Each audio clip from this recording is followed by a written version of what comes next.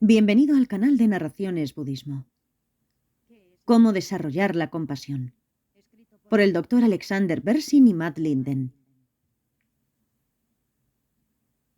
Todos nacemos con el potencial para ser compasivos, con el que les deseamos a los demás que se liberen del sufrimiento y de sus causas.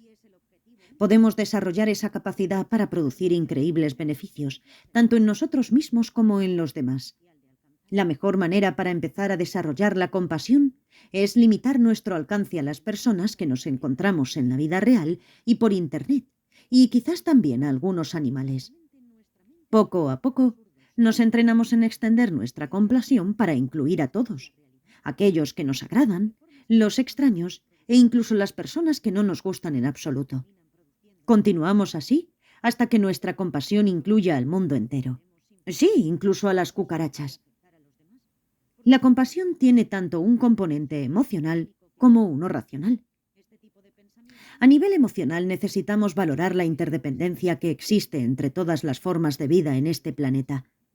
La economía global y todo lo que disfrutamos, comida, ropa, aparatos eléctricos, casas, vehículos, etc., provienen del duro trabajo de los demás. Sin ellos no tendríamos caminos, electricidad, gasolina, agua o comida.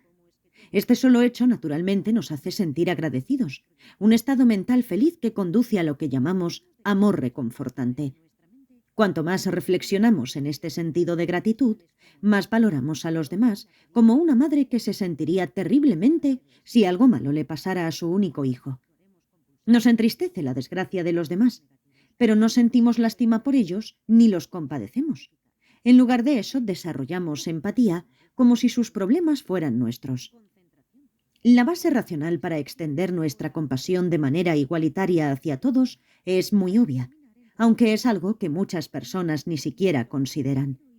Todos somos iguales en todos, en que todos queremos ser felices, y todos somos iguales también en que queremos liberarnos de la infelicidad y el sufrimiento. Estos dos hechos siguen siendo ciertos, independientemente de que se trate de alguien cercano o lejano, e independientemente de lo que la otra persona haga. Aun si alguien causa mucho daño, lo hace por ignorancia, confusión y engaño, pensando erróneamente que lo beneficiará a sí mismo o a la sociedad. No es porque sea una persona inherentemente mala. Nadie es inherentemente malo.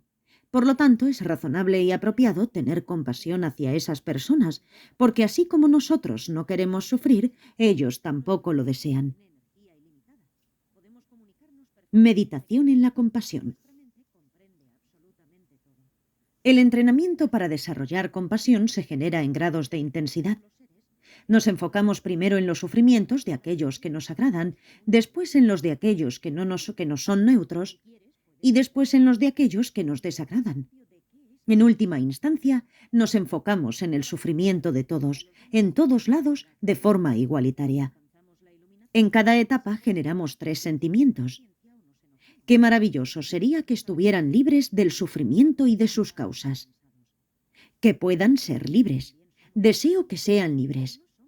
Que pueda ayudarlos a liberarse. Así, la compasión contiene la voluntad de ayudar a otros a liberarse de sus problemas y superar la infelicidad.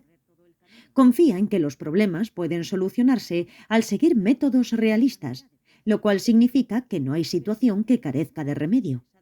Así, la compasión en el budismo es un estado mental activo que está listo, en cualquier momento, para entrar en acción en beneficio de los demás. Gracias por escuchar.